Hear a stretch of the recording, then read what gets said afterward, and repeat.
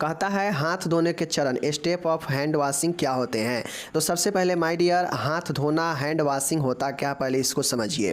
हाथ को साफ या स्वच्छ रख के अनेक रोगों से बचाव संभव है। बिल्कुल सही है, आप हाथ को साफ रखेंगे तो चूंकि हमारा हाथ ऐसा अंग है कि हमेशा मुंह पे, हमेशा मुंह के अंदर, मुंह के आसपास जो है हमेशा फिरता रहता है बेचारा, तो उससे क्या होगा, संक्रमण के खतरा ज़्यादा रहता है अगर संक्रमित हाथ होगा तो।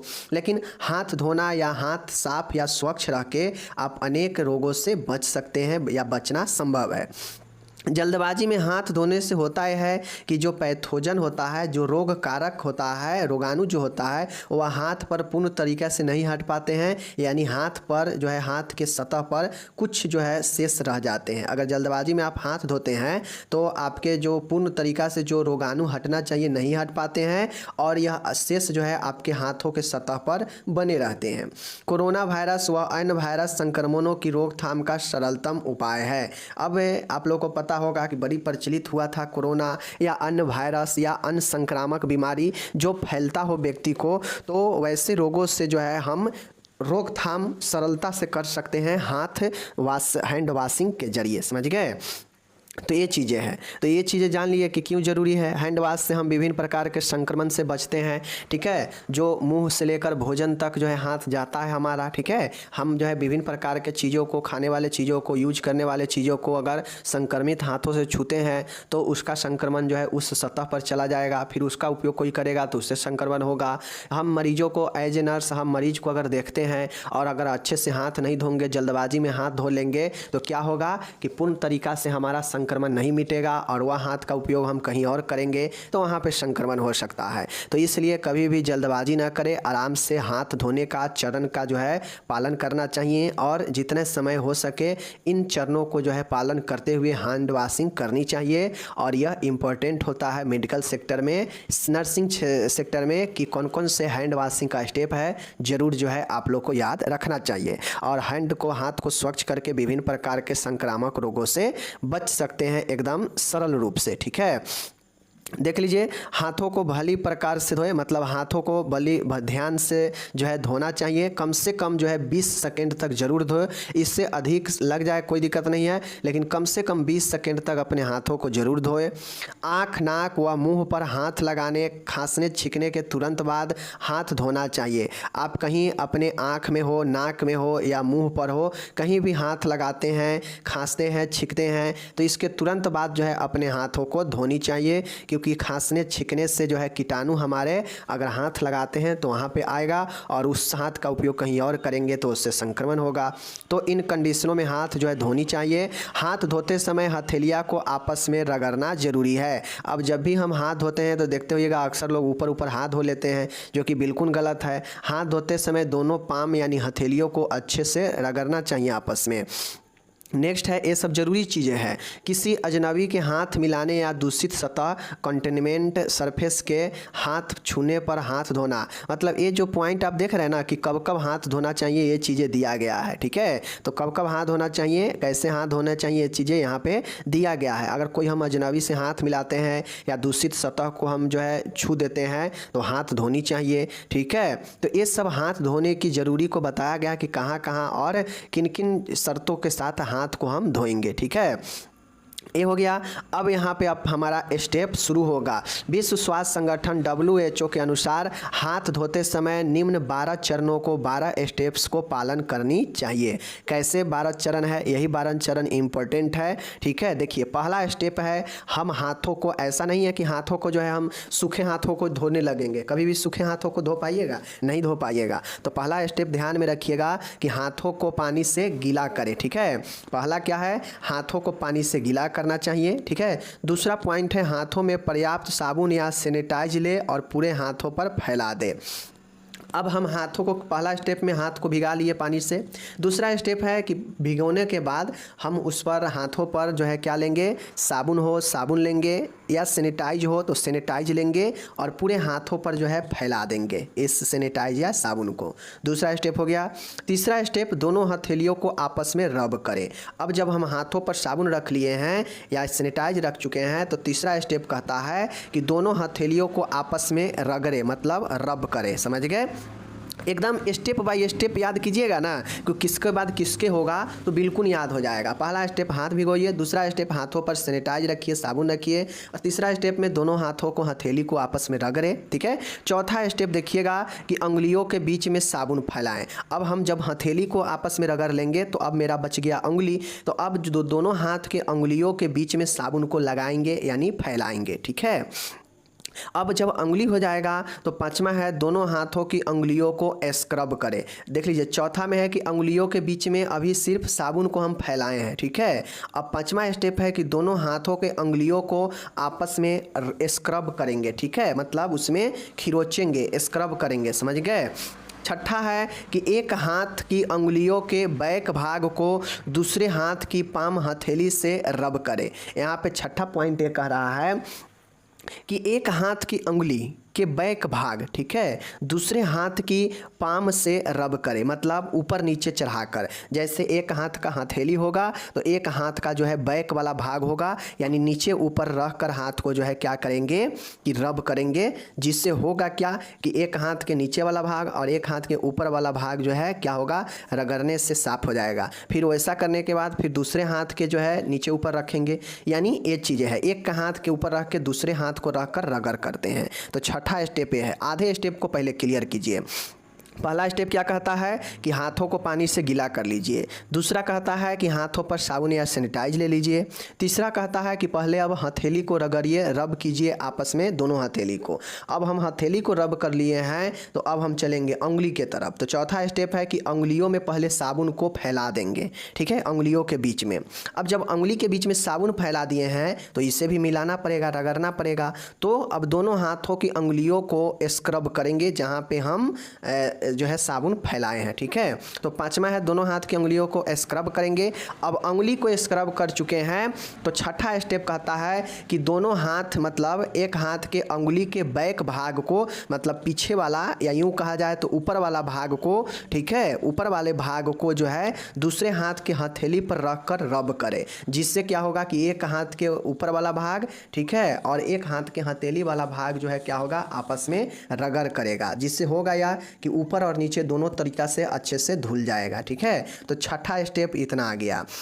सातवां स्टेप कहता है अब हम चूँकि दोनों हाथ के हथेली और पीछे ऊपर वाला भाग को स्क्रब कर चुके हैं, रगड़ चुके हैं, तो अब हमारा बच जाता है अंगूठा। चूँकि हम जो ऊपर वाला जो अंगुली के बीच में साबुन फैलाकर अंगुली को जो स्क्रब किए हैं तो वह उससे काम चला नहीं है, ठीक है।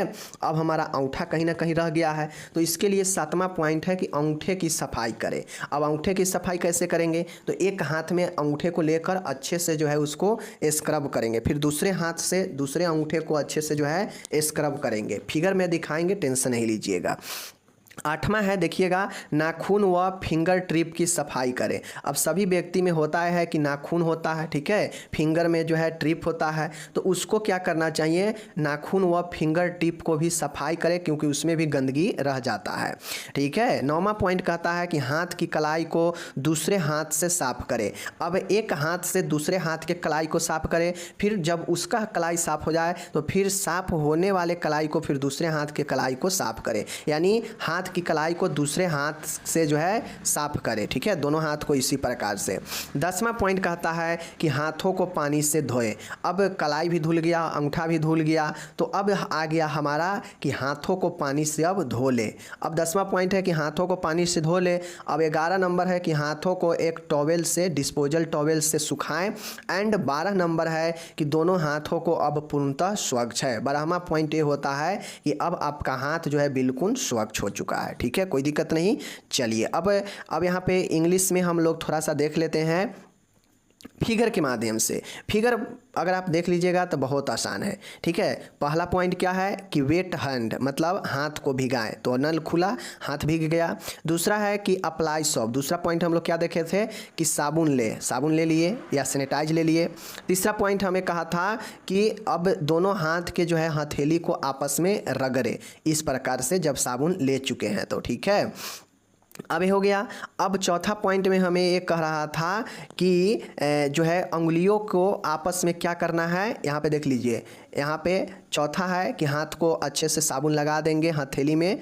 अब जो हम चौथा है, हाथ में हथेली में साबुन लगा दिए। अब हमारा कहता है कि अंगुलियों के बीच में जो है साबुन को फैला दे। अब अंगुलियों के बीच में साबुन फैल चुका है। तो पांचवा पॉइंट ये कहता है कि एक हाथ के हथेली दूसरे हाथ के ऊपर रहकर जो है स्क्रब करे। ठीक है, स्क्रब बिटवीन योर फिंगर, मतलब ऊपर नीचे रह के फिंगर के बीच में स्क्रब करे। ठीक है, जिससे हथेली और वो एक हाथ का ऊपर वाला भाग और एक हाथ का हथेली भी आपस में रगड़ पड़ेगा, जिससे साफ हो जाएगा। और यह दोनों हाथ के लिए होगा, ऐसा नहीं है कि यह सिर्फ एक ही हाथ में करके छोड़ देंगे। ठीक है ना। अब है छठा पॉइंट। छठा पॉइंट देखिएगा। छठा पॉइंट में हमें क्या कहा है कि रब the back of finger on the opposite palm. अब हमें क्या कहा कि अपोजिट हाथ के एक दूसरे के, देख लीजिए ना, छठा पॉइंट हमें क्या कहा था? छठा पॉइंट कहा था कि एक दूसरे के हाथ के ऊपर नीचे रखकर अपोजिट वाले को साफ करेंगे। ठीक है, यानी एक वाला का बैक भाग और एक वाला का हथेली होगा। ठीक है। पांचवा क्या था कि दोनों हाथों के अंगुलियों को स्क्रब करे। चौथा था अंगुलियों के बीच में जो है साबुन लगाए। तो ये सब आपको एक दो बार पढ़ना पड़ेगा, ऐसा नहीं कि हम बता दिए तो कहानी खत्म हो गया, ऐसे ये नहीं याद होगा, मैं स्पष्ट कहता हूँ। ठीक है। और सातवां पॉइंट है कि थंब को हम लोग क्लीन करेंगे। देख लीजिए थंब को कैसे क्लीन कर रहा है। तो एक हाथ से जो है एक थंब को, फिर दूसरे हाथ को करना होगा, तो फिर ये दूसरे हाथ से एक थंब को जो है क्लीन किया जाएगा। ये हो गया। उसके बाद अब कहता है wash finger nails and finger tips. आठवां पॉइंट कहता है कि फिंगर नेल और फिंगर टिप्स को जो है हम लोग साफ करेंगे। नौवां पॉइंट कहता है कि रब each wrist with opposite hand. नौवां पॉइंट है कि दोनों हाथ के अपोजिट जो है एक दूसरे को, कलाई को जो है क्या करेंगे, रब करेंगे इसी प्रकार से। ठीक है, दोनों हाथ के। दसवां पॉइंट है अब हाथे को जो है पानी से हम लोग धो लेंगे। 11 नंबर है अच्छे तौलिए से, डिस्पोजल तौलिए से साफ कर लेंगे, सुखा लेंगे। एंड 12वां पॉइंट है अब आपका हाथ जो है बिल्कुल क्लीन हो गया है। तो इस प्रकार से हम हाथ धोने के 12 टेक्निक मैंने बता दिया। अब इसी फिगर में इंग्लिश दिया गया है, इसलिए मैंने इसका इंग्लिश प्रॉपर नहीं दिया है। तो आप लोग अगर जिनको इंग्लिश में लिखना हो इस फिगर के माध्यम से इंग्लिश स्टेप बाय स्टेप लिख लीजिएगा। ठीक है, इसीलिए मैंने फिगर भी दे रखा है। ठीक है।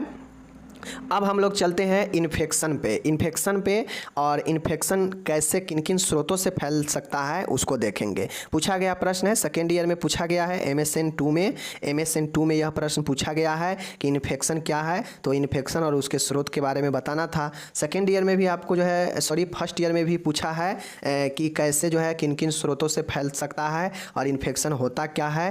फर्स्ट ईयर में बायोसाइंस में पूछा गया है, माइक्रोबायोलॉजी में। ठीक है, तो ये चीज़ें हैं। अगर इन्फेक्शन के बारे में पूछेगा तो आपको बताना पड़ेगा कि इन्फेक्शन क्या है, इन्फेक्शन कैसे किन किन स्रोतों से फैलता है। ठीक है, चलिए बताते हैं इन्फेक्शन क्या है। संक्रमण का अभिप्राय है, मतलब है रोग उत्पाद सूक्ष्म जीवों, पैथोजेनिक बैक्टीरिया, जीवाणु, विषाणु, कवक एवं एक कोशिकीय परजीवी आदि का शरीर अथवा उसके किसी भाग में प्रवेश करके वहां पर स्थापित होना और अनुकूल दशा में उनका बहुगुणन होना अर्थात रोग उत्पन्न करना है। देखिए इन्फेक्शन का मतलब होता है कि संक्रमण, हिंदी में संक्रमण कहते हैं, इंग्लिश में इन्फेक्शन कहते हैं। ठीक है, तो इसका मतलब होता है संक्रमण का कि वैसा जीव जो शरीर में, वैसा रोग उत्पन्न करने वाला जीव, सूक्ष्म जीव जो शरीर में पहुंचकर, चाहे वो जीवाणु हो, विषाणु हो, कवक हो या एक कोशिकीय जीव हो, यह परजीवी होता है और ये शरीर में अथवा शरीर के किसी भी भाग में पहुंचकर प्रवेश करके वहाँ पे अपना घर बनाता है, मीन्स स्थापित होता है। अब जैसे ही स्थापित होता है तो उसको अगर उसके अनुसार अगर उसका कंडीशन मिल गया, वातावरण मिल गया, तो वह जो है शरीर में अपने जैसे बहुत सारे सूक्ष्म जीवों को पैदा करने लगता है, वृद्धि करने लगता है और तभी जाके व्यक्ति में जो है रोग उत्पन्न हो जाता है, मीन्स संक्रमण हो जाता है। ठीक है, और रोग उत्पन्न होने पर उसके लक्षण प्रकट हो जाते हैं और स्थानीय संक्रमण से इन्फ्लामेशन हो जाता है। इन्फ्लामेशन सेकेंड ईयर में आप लोग को पता होना चाहिए, जो फर्स्ट ईयर है उनको सेकेंड ईयर में पता चलेगा। बाकी इतना समझिए, इन्फ्लामेशन के मतलब होता है सूजन होना, दर्द होना, लालिमा होना वहाँ पे। ठीक है, इरिटेट करना, तो यही इन्फ्लामेशन होता है। बाकी इन्फेक्शन के मतलब समझ गए कि संक्रमण का मतलब होता है कि वैसा रोग उत्पादन करने वाला सूक्ष्म जीव जो शरीर में पहुंचकर एक आवश्यक वातावरण मिलने पर वह अपने से जैसे जो है अलग अलग बहुत सारे सूक्ष्म जीवों का जो है वृद्धि करता है, जो शरीर के या शरीर के अन्य भागों को जहां पे वह स्थापित है उसे प्रभावित करता है और वहां पे स्थानीय इन्फ्लामेशन उत्पन्न करता है। और यही हमारा जो है संक्रमण का मतलब होता है। ठीक है, और जो संक्रमण व्यक्ति के रोग के रूप में दिखने लगता है, संक्रमण हो जाता है, व्यक्ति प्रभावित हो जाता है, व्यक्ति बीमार पड़ जाता है, जाता है और यही हमारा संक्रमण होता है। ठीक है, वैसा सूक्ष्म जीव जो शरीर में प्रवेश करके अपने से अधिक जो है वृद्धि करता है सूक्ष्म जीवों का, वही संक्रमण हो जाता है, व्यक्ति बीमार पड़ जाता है, तो कहता है कि यह इन्फेक्टेड हो गया है। समझ गए चीज़ों को। चलिए, तो ये चीज़ें देख लिए। अब हम लोग देखेंगे संक्रमण के कौन कौन से ऐसे स्रोत हैं जो व्यक्ति को क्या करता है, प्रभावित करता है। ठीक है, चलिए देखते हैं। सोर्स ऑफ इन्फेक्शन मतलब इन्फेक्शन कहाँ कहाँ से आता है। सोर्स मतलब स्रोत। ठीक है, एक होता है स्रोत और एक होता है ट्रांसमिशन, मतलब किन किन जो है माध्यमों से संचार होता है। ठीक है, तो वो हो जाएगा तरीका, फैलने का तरीका, और ये है कि कहाँ कहाँ से जो है संक्रमण आपके बॉडी में आ सकते हैं। ठीक है, तो बात वही है।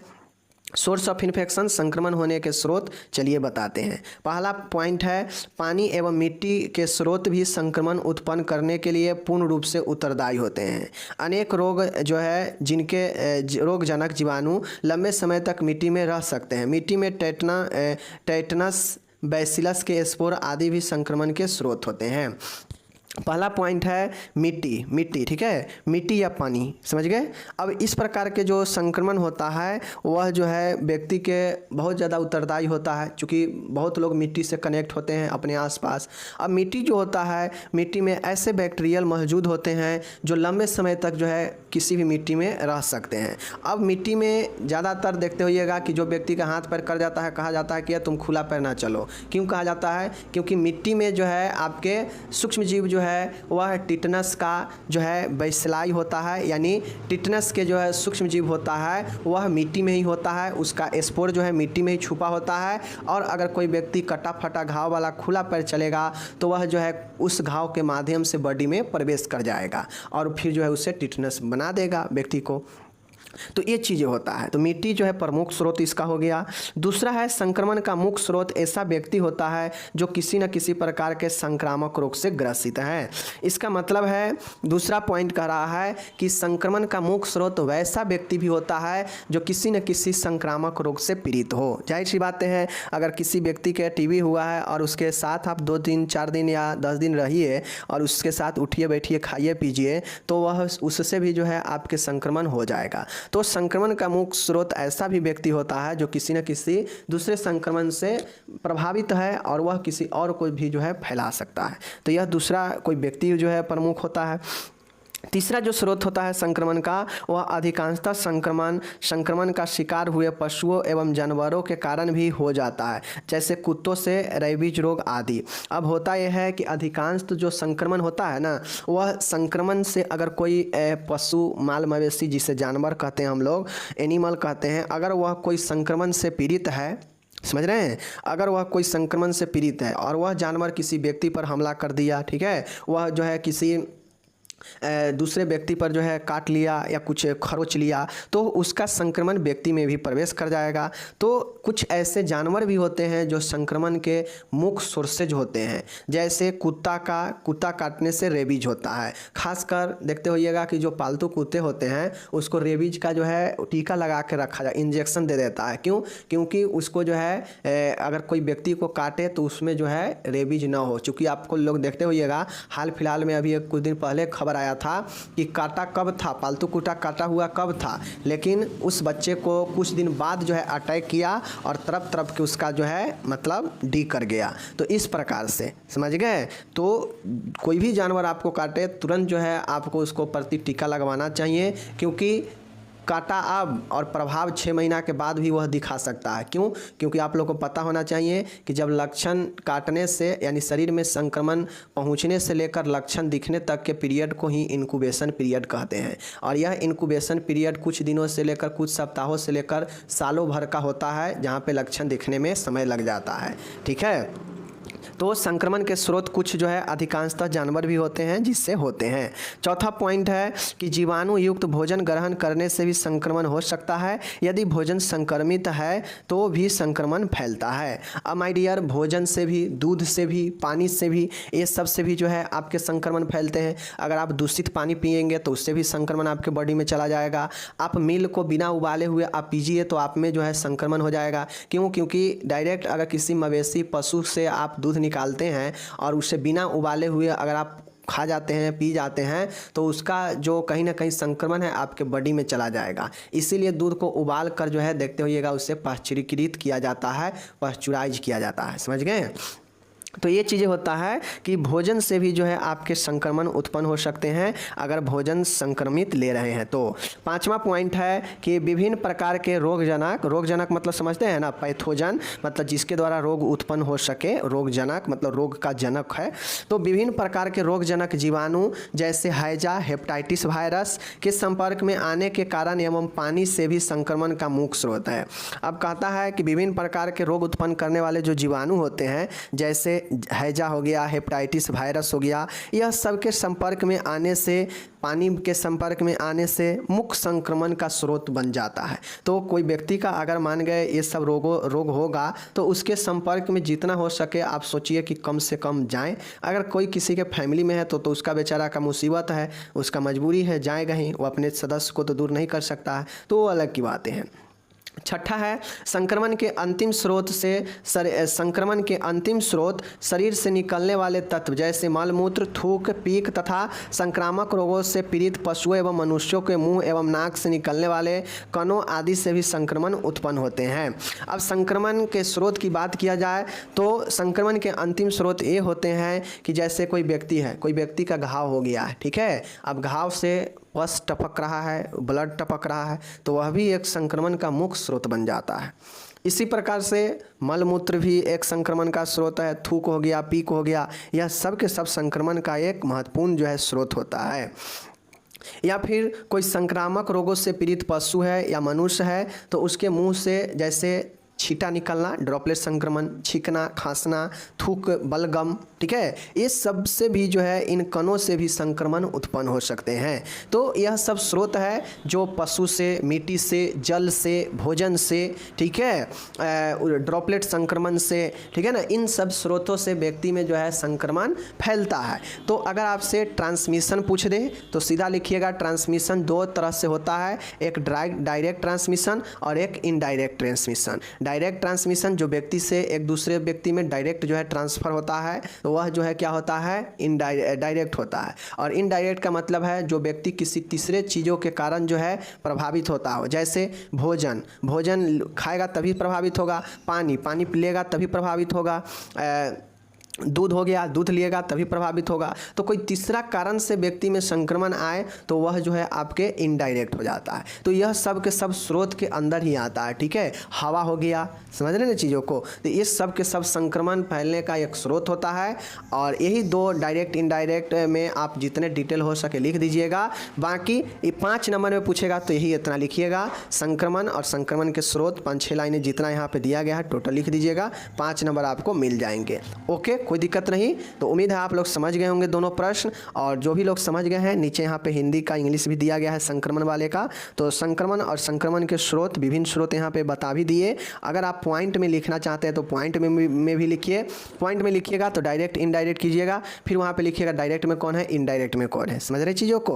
और अगर डायरेक्ट लिखिएगा तो ये 6 पॉइंट इस प्रकार से डायरेक्ट लिख दीजिएगा, दोनों कंडीशन में सही है, समझ रहे चीज़ों को।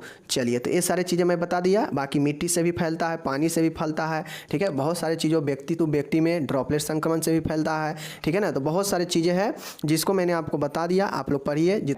जलना या झुलसना क्या होता है, समझ गए। बर्न या स्केल्डन, समझ गए। स्केल्ड्स, जले हुए व्यक्ति के प्राथमिक उपचार आप कैसे देंगे, समझ गए। तो इस चीज़ को जो है आपको समझाना होगा। आपसे भी एग्जाम में पूछा जा सकता है कि जलना क्या है, जले हुए मरीजों का जो है कारण बताएं, लक्षण बताएं, प्राथमिक सहायता बताएं, समझ गए।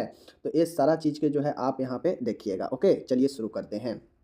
बर्न क्या होता है, देखिए, कहता है विद्युत प्रवाह या फिर गर्म धातु, आग लगना या जलता हुआ पेट्रोल या कोई रासायनिक पदार्थ, इन सब के संपर्क में आने के कारण हुए घावों को जलना कहते हैं। देखिए, जाहिर सी बात है, जलना का मतलब क्या होता है, हम किसी ज्वलनशील पदार्थ के संपर्क में आ जाए, चाहे वो कोई रासायनिक पदार्थ हो, पेट्रोल हो या फिर आग हो, गर्म धातु हो, समझ गए, इलेक्ट्रिक करंट हो, इन सब के संपर्क में आने के बाद ही जो है हमें क्या होता है, घाव लगता है। और वो जो घाव होता है वह जले हुए घाव होता है, समझ गए, उसी को हम लोग जलना कहते हैं।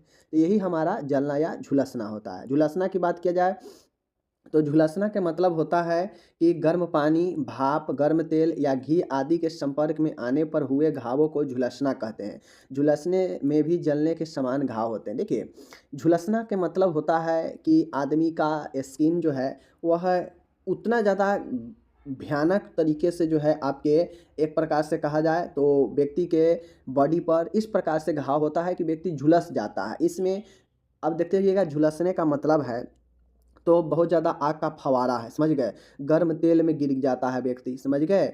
या फिर गर्म भाप लग जाता है बॉडी पर, या फिर तेल का भाप लग जाता है, यानी हीट से थोड़ा अलग से भी जो है व्यक्ति क्या हो जाता है, झुलस जाता है। तो यही झुलसना होता है। इन सब के संपर्क में आने पर भी जो है घावों को झुलसना कहते हैं। झुलसने में भी व्यक्ति जलने के समान ही घाव होता है, समझ गए? तो यही झुलसना होता है। झुलसना इनडायरेक्टली थोड़ा दूर से भी जो है व्यक्ति झुलस जाता है, समझ गए? ये चीज़ें होता है। ओके, आगे चलिए, आगे देखिए यहाँ पे कहता है समान जले हुए घावों का प्राथमिक उपचार बताना है। अब इससे पहले आपको मैं यहाँ पे बता दूँ कि झुलसना जो या जलना जो होता है, जलने का कारण भी आप लोग समझ गए कि जलने का कौन कारण होता है। तो जलने का कारण जो है क्या होता है, पता है आप लोग का, इलेक्ट्रिक करंट, ज्वलनशील पदार्थ, पेट्रोल जलता हुआ, रासायनिक पदार्थ, समझ गए? जलता हुआ घी, जलता हुआ उबलता हुआ पानी, समझ गए? कुछ भी चीज़ें जिससे आपको जल सकता है, जलने के बाद घाव हो सकता है, वह सब कारण जो है आपके घाव के जलने में आ जाएगा, कारण हो जाएगा। उसके बाद रहे बात जलने का, आपसे जो है पूछेगा कि जलने का जो है कितने प्रकार से व्यक्ति जलता है। तो जलने का अगर आपसे प्रकार पूछे तो मैं यहीं पे बता देता हूँ। वीडियो जो लोग देखेंगे उनको फ़ायदा होगा, जो नहीं देखेंगे उनको फ़ायदा नहीं होगा, सीधी-सी बात है, समझ रहे हैं? तो मैं लिखा नहीं हूँ पीडीएफ में, क्योंकि बहुत लोग पीडीएफ डाउनलोड करने ही आते हैं सिर्फ, समझ गए ना? क्योंकि 3 से 4 मिनट वीडियो देखने का मतलब क्या है कि बहुत लोग पीडीएफ डाउनलोड करने ही आते हैं, ठीक है? तो पीडीएफ तो मिलेगा ही, बट पीडीएफ में ये चीज़ नहीं मिलेगा, जो वीडियो देखेंगे उन्हीं को पता होगा। जलने का अगर आपसे प्रकार पूछ दे तो प्रकार होता है, 3 स्तर में व्यक्ति जलता है। पहला होता है फर्स्ट डिग्री, समझ गए? फर्स्ट डिग्री, समझ गए?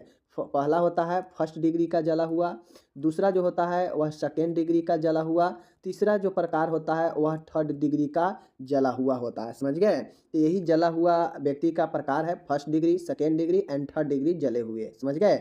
यही 3 प्रकार है। इसी को हम लोग प्राइमरी नाम देते हैं, इसी को हम लोग जो है सेकेंडरी नाम देते हैं, और इसी को हम लोग जो है तृतीयक रूप से गंभीर रूप से जले हुए, या इसी को हम लोग प्राथमिक, समझ गए, मध्यम और गंभीर जले हुए, प्राथमिक, समझ गए, प्राथमिक, मध्यम और गंभीर जले हुए, समझ गए, प्राइमरी, सेकेंडरी एंड सीवियर। यही जो है आपका 3 होता है जले हुए प्रकार, जलने का प्रकार। कोई भी व्यक्ति या तो हल्का सा जलता है, या मध्यम जलता है, या फिर गंभीर तरीके से जल जाता है। तो यही जलने के 3 प्रकार है। इसी को दूसरा नाम फर्स्ट डिग्री, सेकेंड डिग्री और थर्ड डिग्री कहा गया है, समझ गए? तो जलने का प्रकार हो जाएगा, मैंने बता दिया।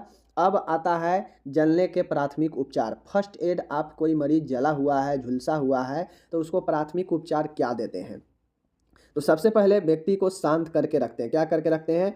व्यक्ति को शांत करके हम रखते हैं, समझ गए? शांत करके व्यक्ति को रखना बहुत ज़रूरी है, क्योंकि व्यक्ति बहुत ज़्यादा बेचैन होने लगता है, जाहिर सी बातें हैं। जलने के बाद एक व्यक्ति में अलग सा इरिटेट और अलग सा जो है दर्द उत्पन्न होता है, समझ गए? आगे होता है जले हुए अंग को 10 से 15 मिनट के लिए चलते हुए ठंडे पानी के नीचे रखें। अब मान लीजिए जो भी अंग जला हुआ है, झुलसा हुआ है, आप उसको जो है चाहें तो कोल्ड जो है ठंडे पानी के जो है आप नीचे जो है इसको रख सकते हैं, समझ गए? ये चीज़ें हैं। आगे है, यदि घायल यानी जला हुआ मरीज अगर कोई अंगूठी, चूड़ी, घड़ी, जूता, कपड़ा पहन रखा हो तो उसे ध्यानपूर्वक उतार दे। देखिए, अगर जले हुए मरीज अगर कोई बाहरी चीज़, फालतू के चीज़ जैसे अंगूठा, घड़ी, ये सब अगर पहन रखा हो, जूता, कपड़ा, तो इनको निकलवाने की कोशिश करनी चाहिए। अगर ये चीज़ ध्यान रखें, अगर जले हुए भाग पर अगर पहना हुआ है और वह भी कपड़ा, जूता या घड़ी भी जल चुका है, तो फिर निकालने का प्रयास नहीं करेंगे। क्यों? क्योंकि उससे जो है स्किन भी जो है आपके निकलने का चांसेज बना रहता है। तो जो जल चुका है उसको नहीं निकालेंगे, जो बचा हुआ एरिया है वहाँ पे अगर अंगूठा, घड़ी, जूता ये सब अगर पहन रखा है तब निकाल देंगे। अगर जले हुए भाग पर ये सब लगा हुआ है तो उसको अभी लगे रहने देंगे। अगर हम निकालने का प्रयास करेंगे तो वह अपने साथ स्किन को भी ले आएगा बाहर, समझ गए? चौथा है किसी भी छाले या फफोले को न फोड़े। अब अक्सर होता यह है कि जलने झुलसने के बाद जो है फफोले पड़ जाते हैं, छाले पड़ जाते हैं, तो उसको जो है फोड़ने का या तो कोई भी टोकने का प्रयास नहीं करेंगे, समझ गए। तो ये चीज़ें जो है होता है। आगे है पाँचवा है आपके सामने यहाँ पे देखिएगा, पाँचवा है घाव की ड्रेसिंग कर दे। अब जो होता है घाव है जलने का, उसको ड्रेसिंग करें। ड्रेसिंग करने का मतलब है कि साफ़ करें, एंटीसेप्टिक घोल जो है यूज करके आसपास के एरिए को साफ़ करेंगे ताकि इन्फेक्शन ना हो। साथ में इसके लिए क्रीम आता है, समझ गए ना, लोशन आता है, वह लोशन या जो मरहम होता है उसको लगा देंगे ताकि ठंडक वगैरह जो है मिलेगा, समझ गए। साथ में घाव पर चिपकने वाली पट्टी का इस्तेमाल न करें, समझ गए। घाव पर जो चिपकने वाला पट्टी है उसका इस्तेमाल कभी भी नहीं करेंगे। घायल को अधिक मात्रा में तरल पदार्थ देंगे, क्योंकि तरल पदार्थ जो होता है वह बहुत ज़्यादा ज़रूरी होता है, समझ गए। तो तरल पदार्थ जले हुए मरीज को देते रहेंगे आईवी माध्यम से, क्योंकि जले हुए मरीज में डिहाइड्रेशन का खतरा रहता है, क्योंकि उसे टेम्परेचर लगा है तो उसके बॉडी से जो अनावश्यक तरल है वह भी कम हो ही जाएगा, समझ गए ना।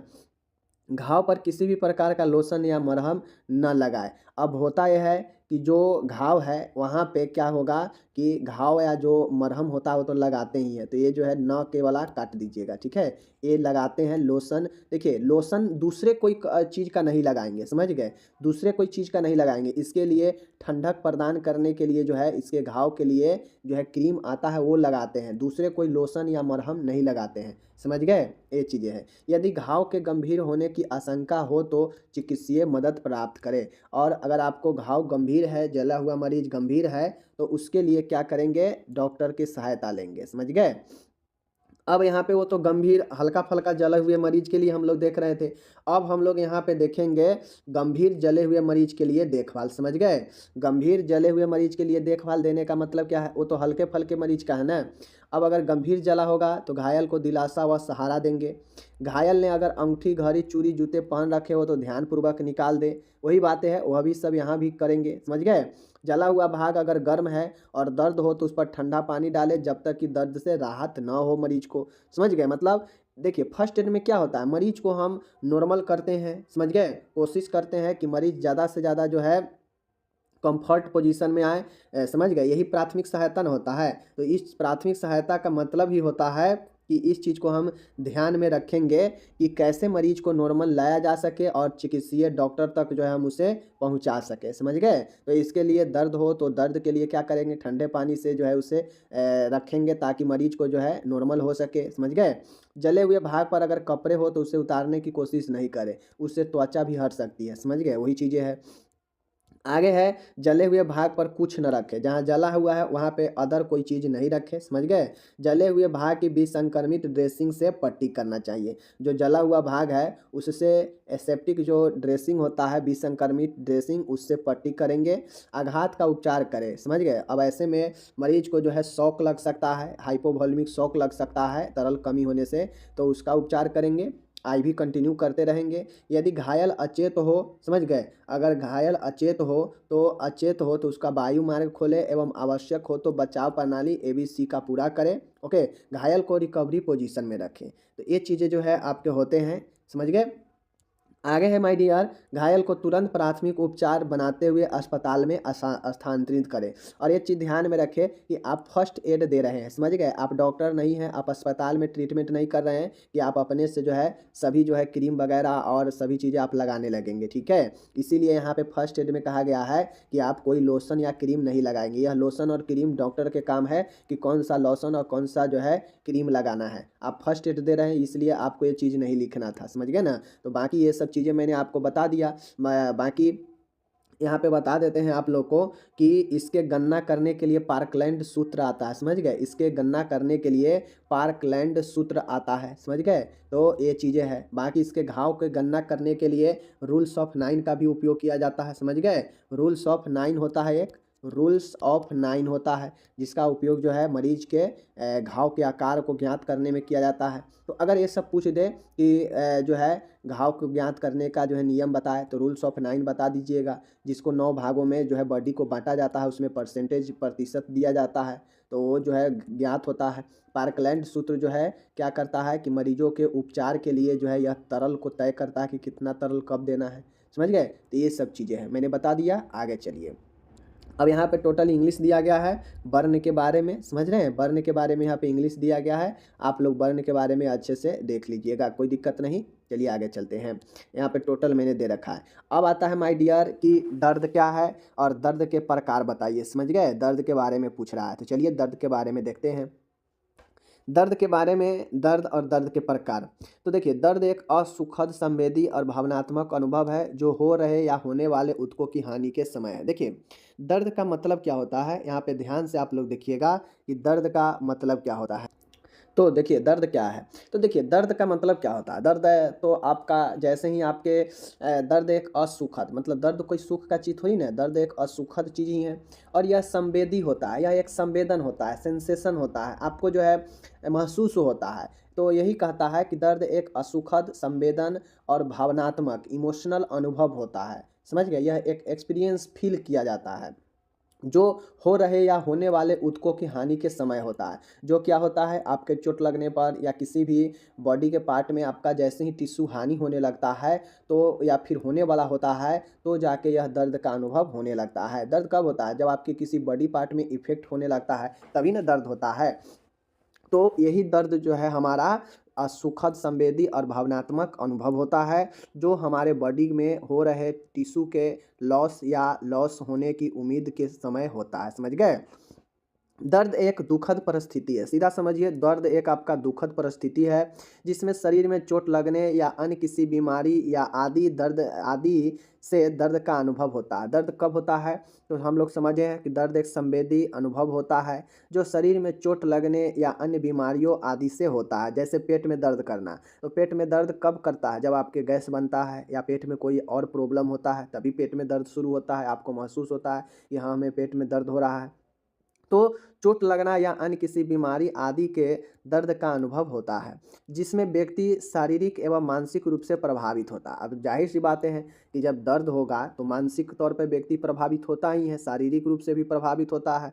समझ गए। दर्द आंतरिक कारणों से भी हो सकता है। दर्द जो है कुछ इंटरनल प्रॉब्लम के कारण भी हो सकता है, चोट लगने के कारण भी हो सकता है, बीमारी के कारण भी हो सकता है। बहुत सारे कारण से दर्द होते हैं, जो कि दर्द एक असुखद होता है, संवेदन होता है बॉडी में, और यह एक इमोशनल फील होता है, भावनात्मक अनुभव होता है। समझ गए। जैसे संक्रमण के कारण भी जो है दर्द होता है, प्रदाह प्रदाह के कारण भी दर्द होते हैं। इन सब में जो है होने पर प्रभावित अंग में जो है दर्द का अनुभव हो सकता है। संक्रमण, प्रदाह, इन सब से प्रभावित अंगों में दर्द का अनुभव हो सकता है। तो चीज़ें को समझ गए आप। चलिए यहाँ पे इसका इंग्लिश दे रखा है, समझ लीजिए। अब हमका आता है कि दर्द के प्रकार को बताना है, ठीक है। तो देखिए दर्द जो है बहुत तरीके के दर्द होते हैं, समझ गए। दर्द का विभिन्न आधार पर वर्गीकृत किया गया है। दर्द को अलग अलग प्रकारों पर हम इसे वर्गीकृत किए हैं। कैसे, पहला है उत्पन्न होने के समय के आधार पर, on the basis of onset, मतलब दर्द जो है समय के आधार पर, मतलब कितना जो है समय के लिए दर्द आता है, समय के आधार पर। पहला होता है एक्यूट दर्द। अब समय की बात है तो एक्यूट का मतलब होता है तीव्र, अचानक से आने वाला दर्द। यह शीघ्र या तुरंत उत्पन्न होने वाला दर्द होता है, अर्थात चोट लगने के बाद तुरंत जो है दर्द उत्पन्न हो जाता है और अचानक उत्पन्न हो जाता है, और यह ज़्यादा देर के लिए नहीं रहता है, फिर ट्रीटमेंट होने पर ठीक भी हो जाता है। लेकिन जो क्रॉनिक दर्द होता है, क्रॉनिक टाइप के जो पेन होते हैं, यह देर जो है धीरे धीरे उत्पन्न होगा, लेकिन यह लंबे समय तक होने वाला दर्द होता है। इसमें दर्द धीरे धीरे शुरू होकर लंबे समय तक के लिए होता है। इसीलिए समय के आधार पर दो तरीके से बांटा गया है। पहला बांटा गया है भाई एक्यूट पेन, मतलब अचानक से उत्पन्न होगा और धीरे धीरे तेज़ी से उत्पन्न होगा और तेज़ी से समाप्त भी हो जाएगा। लेकिन क्रॉनिक पेन जो है, जीर्ण, जिसे दीर्घ अवधि का दर्द कहते हैं, यह धीरे धीरे शुरू होगा लेकिन लंबे समय तक यह दर्द जो है होते रहता है और धीरे धीरे शुरू होकर लंबे समय तक चलते रहता है। तो इस प्रकार के दर्द को क्रॉनिक पेन कहते हैं। बीमारी भी एक्यूट और क्रॉनिक होता है। बीमारी भी वैसे ही होता है कि कुछ बीमारी अचानक अटैक करता है, तीव्र हमला करता है और फिर धीरे धीरे कुछ दिनों में ही समाप्त हो जाता है। लेकिन कुछ ऐसे बीमारी होते हैं जो बहुत काफ़ी लंबे सालों महीनों समझ गए और जीवन भर भी चलने लगता है, तो वह क्रोनिक बीमारी हो जाएगा। उसी प्रकार से क्रोनिक पेन भी समय के आधार पर बांटा गया था। दूसरा जो है आधार है गंभीरता के आधार पर। गंभीरता के आधार का मतलब है कि on the basis of severity, मतलब कितना ज़्यादा जो है गंभीर दर्द है, समझ गए, दर्द गंभीरता के आधार पर। अब कुछ दर्द होते हैं जो बिल्कुल मिल्ड होता है, सौम्य होता है, कम होता है। यह सबसे कम गंभीर एवं हल्का वाला दर्द होता है, यह बिल्कुल सहनीय होता है, समझ गए। अब कभी कभी ऐसे भी थोड़ा कहीं किसी कर आप ज़्यादा बैठ जाइएगा, हाथ जता जाएगा तो दर्द थोड़ा सा होने लगता है, जो कि बिल्कुल सहनीय होता है और यह मिल्ड होता है, हल्का दर्द होता है, कम गंभीर होता है, समझ गए ना। उसी प्रकार से आपके गंभीरता के आधार पर दूसरा है मध्यम दर्द, मॉडरेट पेन। मॉडरेट पेन का कहने का मतलब है कि यह कुछ गंभीर या मध्यम तीव्र का दर्द होता है, यह सहनीय नहीं होता है। अब देखिए यह जो होता है मॉडरेट वाला जो होता है, किसी को अगर मॉडरेट पेन होता है तो थोड़ा देर वह सह सकता है, लेकिन ज़्यादा देर से नहीं सहेगा। यह दर्द जो है मध्यम होता है और मध्यम गंभीर का होता है और तीव्र भी होता है और यह असहनीय होता है, यहाँ पे सहा नहीं जाएगा, समझ गए। रही बात जो तीसरा है, इसी में सीवियर पेन, गंभीर पेन। और जब किसी व्यक्ति में गंभीर पेन होता है तो व्यक्ति बेहोश भी हो जाता है और सहनीय हो जाता है, समझ गए, और इसमें व्यक्ति को तुरंत उपचार की आवश्यकता पड़ता है। तो यही हमारा सीवियर पेन है, जो कि गंभीरता के आधार पर 3, मिल्ड, मीडियम और सीवियर, यही 3 होता है, समझ गए। चलिए, तो ये समझ गए। तीसरा है अवधि के आधार पर। अवधि कहने का मतलब है कि वो पहला वाला था समय के आधार पर कि कितना समय तक दर्द चलेगा। अब यहाँ है कि अवधि के आधार पर on the basis of period of pain, मतलब अब यहाँ पे है कि अल्प अवधि, शॉर्ट पीरियड का पेन, यह कुछ सेकेंड से कुछ मिनटों तक होने वाला दर्द होता है। शॉर्ट पीरियड पेन जो है कुछ सेकेंड से कुछ मिनटों तक का दर्द होता है, ओके। दूसरा है इंटरमिटेंट पेन, मतलब रुक रुक कर होने वाला दर्द, समझ गए। इसमें पीरियोडिक पेन भी कहते हैं, इसे पीरियोडिक पेन भी कहते हैं। यह कुछ अंतराल पर होता है, जैसे 1-2 घंटा होगा फिर रुक जाएगा, फिर शुरू होगा फिर रुक जाएगा। तो यह जो है इंटरमिटेंट पेन होता है, रुक रुक कर होने वाला, अंतराल पर होने वाला दर्द, समझ गए। और ये दर्द है कांस्टेंट पेन होता है, जिसमें लगातार होने वाला दर्द। तो जो पहला दर्द आप लोग देखे हैं ना, वह जो है आपका उसी के सापेक्ष जो है यह तीसरा दर्द का वर्गीकरण है। पहला समय के आधार पर था, तो ऑनसेट के आधार पर, मतलब कि कितना समय तक चलने वाला है, समझ गए। लेकिन यहाँ जो है यह आपका अवधि के आधार पर है कि कितना देर तक होगा, समझ गए। वह कितना समय तक चलेगा वो था, और यहाँ पे है कि कितना देर तक होगा, ये वाला चीज़ है, समझ गए। तो लगातार होने का मतलब है कि इसे कंटिन्यूअस पेन भी कहते हैं, क्योंकि यह लगातार होता रहता है, जैसे कैंसर में होने वाला दर्द। अब मान गए कि 1 घंटा दर्द होगा तो वह 1 घंटा दर्द जो है लगातार होते रहेगा, तो वह कांस्टेंट पेन होगा, समझ गए। लेकिन बात किया जाए इंटरमिटेंट है, तो इंटरमिटेंट का मतलब है कि अगर दर्द दिन भर रहा तो यह दिन भर में 2 बार 4 बार जो है आपके रुक रुक कर होगा, तो यह इंटरमिटेंट होगा, रुक रुक कर होने वाला दर्द। और अल्प अवधि, शॉर्ट पीरियड का पेन का मतलब है कि कुछ मिनटों कुछ सेकेंडों के लिए दर्द आएगा फिर चला जाएगा। तो यह पीरियड अवधि के आधार पर है, समझ गए, कि कितने अवधि के लिए दर्द आ रहा है, समझ गए। तो यह अल्प अवधि के आधार पर यहाँ पे मैंने बता दिया, जो कि 3 प्रकार से था। चौथा है प्राकृतिक के आधार पर, on the basis of tendency. अब प्रकृति के आधार पर होने का मतलब है कि किस प्रकार के दर्द होगा, दर्द का नेचर कैसा होगा। तो एक दर्द होता है प्रिकनिंग, समझ गए, प्रिकिंग दर्द, प्रिकिंग पेन, चुभने वाला, जलने वाला, बर्निंग पेन। और एक होता है मरोड़ व एंठन क्रैम्प, जिसे कहते हैं। तो ये भी नहीं देखते होइएगा कि कांटा जैसा, सुई जैसे पेट में चुभ रहा है, तो ये चुभने वाला पेन होता है, प्रिकिंग पेन, ओके। एक होता है बर्निंग, जलने वाला दर्द, समझ गए, जलने वाला दर्द। और एक होता है आपका मरोड़ या एंठन वाला दर्द, जिसको लोग कहता है कि हमको पेट में कुछ चीज़ जो है पकड़ कर मरोड़ रहा है, नहीं कहता है। तो ये प्रकृति के आधार पर 3 प्रकार से, चुभने वाला, जलने वाला, मरोड़ या एंठन वाला। तो यह जो है टेंडेंसी, मतलब किस प्रकार का दर्द है, यह प्रकृति बता रहा है। 5वां है माय डियर, दर्द होने के स्थल के आधार पर, on the basis of site, समझ गए। On the basis of site का मतलब है कि किस किस जगह पर किस प्रकार के दर्द होता है। सर में दर्द होता है उसे हेडेक कहते हैं, कान में दर्द होता है ओटेलॉजी या ईयर पेन, आँख में दर्द होता है, बगल में फ्लैंक पेन, समझ गए, जोड़ों में दर्द जॉइंट पेन, कमर दर्द लंबर पेन, पेट में दर्द एब्डोमिनल पेन। तो यह सब जो है स्थल के आधार पर है, समझ गए। ये सब जो है आपके on the basis of site, मतलब जगह के आधार पर है, स्थल के आधार पर कि कहाँ कहाँ दर्द होगा। तो यह सब दर्द जो है अपने जगह पर होता है जहाँ जहाँ का नाम दिया गया है। तो कुल मैंने आपको 5 प्रकार से वर्गीकरण बता दिया दर्द का। कौन कौन? पहला मैंने बताया समय ऑनसेट के आधार पर, समय के आधार पर, एक्यूट और क्रॉनिक, समझ गए। दूसरा ये चीज़ हो गया। मैंने जो आपको बताया आगे मैंने बताया, वह मैंने बताया, एक मैंने क्या बताया कि गंभीरता के आधार पर, गंभीरता के आधार पर एक है आपका मिल्ड, एक है आपका मीडियम और एक है आपका सीवियर। तो यह गंभीरता के आधार पर। उसके बाद मैंने बताया आपको पीरियड के आधार पर, कि पीरियड के आधार पर मतलब अवधि के आधार पर, मतलब कितना देर चलने वाला। तो कुछ था अल्प अवधि का, समझ गए, अल्प अवधि का। एक था अल्प अवधि का मैंने बताया जिसमें कुछ मिनट से कुछ सेकंड तक दर्द चलेगा। दूसरा मैंने बताया रुक रुक कर अंतराल में होने वाला, इंटरमिटेंट वाला। और तीसरा मैंने बताया लगातार होने वाला, कांस्टेंट पेन, समझ गए। उसी प्रकार से मैंने आपको चौथा बताया कि ऑन जो है साइट के आधार पर, मतलब किस किस जगह पे होगा। तो जगह वाला यहाँ पे आपके सामने में है। और एक था हमारा टेंडेंसी, दर्द के प्रकृति के आधार पर, चुभने वाला दर्द, जलने वाला दर्द, मरोड़वा ऐंठन वाला दर्द। तो यह जो है पांचों प्रकृति के आधार पर मैंने आपको बता दिया, आप आराम से लिख दीजिएगा। अब चलते हैं हम लोग दर्द के मरीजों का नर्सिंग प्रबंध आपसे पूछा जा सकता है, अलग से 5 नंबर में भी पूछा जा सकता है। अगर दोनों क्वेश्चन इंक्लूड करके पूछेगा तो 10 नंबर में पूछेगा। ओके, तो चलिए आपको बताते हैं। अब एक मरीज दर्द से कराह रहा है, दर्द का मरीज है, किसी भी प्रकार के दर्द, उसका प्रबंध कैसे किया जाएगा, चलिए बताते हैं। दर्द में मरीज की देखभाल, नर्सिंग केयर, समझ रहे हैं। देखिए, मरीज को आरामदायक स्थिति प्रदान करें। सबसे पहले मरीज को आरामदायक पोजीशन, आरामदायक स्थिति प्रदान करनी चाहिए। ओके, मरीज को सिलवट रहित एवं साफ सुथरा बिस्तर प्रदान करें, समझ गए। आगे है, मरीज को दर्द से ध्यान बांटने के लिए डाइवर्जन थेरेपी प्रदान करें, जैसे संगीत सुनाना, योगा कराना, खेल खिलाना, टीवी देखना, ये सब से ध्यान भटाएंगे, समझ गए। मरीज के दर्द वाले भाग पर आवश्यकता अनुसार हॉट और कोल्ड एप्लीकेशन करें, समझ गए, क्योंकि इस सब से भी जो है दर्द कमता है। ओके, चिकित्सक आदेशानुसार मरीज को दर्द निवारक दवाइयाँ, एनाल्जेसिक ड्रग देते हैं, जैसे ट्रामाडोल होता है, डाइक्लोफेनिक होता है, समझ गए। तो ये सब दर्द के निवारक दवाई हैं। दर्द निवारक दवा दर्द के गंभीरता, प्रकृति एवं अवधि के आधार पर दी जानी चाहिए। अब ये जो दर्द निवारक दवा होता है, अलग अलग दवा होता है। अगर किसी को पावरफुल दर्द है तो उसको पावरफुल दवाई भी दर्द का दिया जाता है, समझ गए। किसी को अगर थोड़ा मोड़ा कम है तो उसको पैरासीटामोल से भी काम चला दिया जाता है, समझ गए ना। तो ये चीज़ें हैं।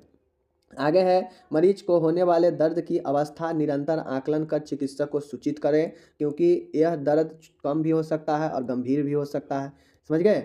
मरीज व उसके परिजनों को मनोवैज्ञानिक सहारा दें कि मरीज ठीक हो जाएगा। मरीज को आरामदायक वातावरण प्रदान करें जिससे मरीज आराम से सो सके। मरीज के आसपास ज़्यादा शोरगुल हल्ला नहीं करने देंगे। मरीज को व्यक्तिगत स्वच्छता, पर्यावरणीय स्वच्छता को बनाए रखेंगे, यह तो सभी बीमारी में महत्वपूर्ण है। मरीज की दर्द हेतु सहन शक्ति बढ़ाने के लिए ज्ञान प्रदान करें, समझ गए। मरीज को दर्द हेतु सहन करने के लिए जो है उसे हम लोग क्या करेंगे, दर्द को सहने हेतु शक्ति बढ़ाएंगे। 12 है, मरीज को स्वास्थ्य शिक्षा देंगे दर्द के बारे में। मरीज को नियमित बेड बाथ, मतलब बेड पर स्नान और बाथरूम बाथ जो है कराते रहें। मरीज को पूरी नींद लेने के लिए प्रोत्साहित करें, ताकि ज़्यादा समय अगर नींद में बिताएगा तो पेशेंट को दर्द का अनुभव कम होगा। सही समय पर भोजन प्रदान करें, मरीज को चिंता दूर करें जिससे उसे मानसिक रूप से शांति मिले, ठीक है। और यह सब जो है कुछ देखभाल है, नर्सिंग केयर था, जो कि मैंने आपको 16 पॉइंट में बताया। अगर नर्स संबंध रोगी का वर्णन कीजिए, आपसे देखिए फर्स्ट ईयर में पूछेगा कि एनपीआर के बारे में बताइए। एनपीआर का मतलब होता है nurse patient relationship. Nurse patient relationship का मतलब होता है कि नर्स और मरीज के बीच का संबंध, ठीक है, नर्स और रोगी का संबंध। अब नर्स और रोगी का संबंध का क्या मतलब है, तो चलिए आगे देखते हैं। माय डियर, नर्स मरीज संबंध, नर्स पेशेंट रिलेशनशिप दो लोगों के मध्य अंतर क्रिया पर आधारित एक प्रक्रिया है। दो लोगों मतलब नर्स और मरीज दो ही लोग ना है, इन दो लोगों के मध्य जो है अंतर मतलब उसके संबंध के अंदर की क्रिया कामों पर आधारित एक प्रक्रिया है, जिसमें नर्स अपने व्यावसायिक मतलब प्रोफेशनल गुणों एवं नॉलेज द्वारा मरीज की शारीरिक, सामाजिक, भावनात्मक रूप से उसकी सेवा एवं देखभाल करती है।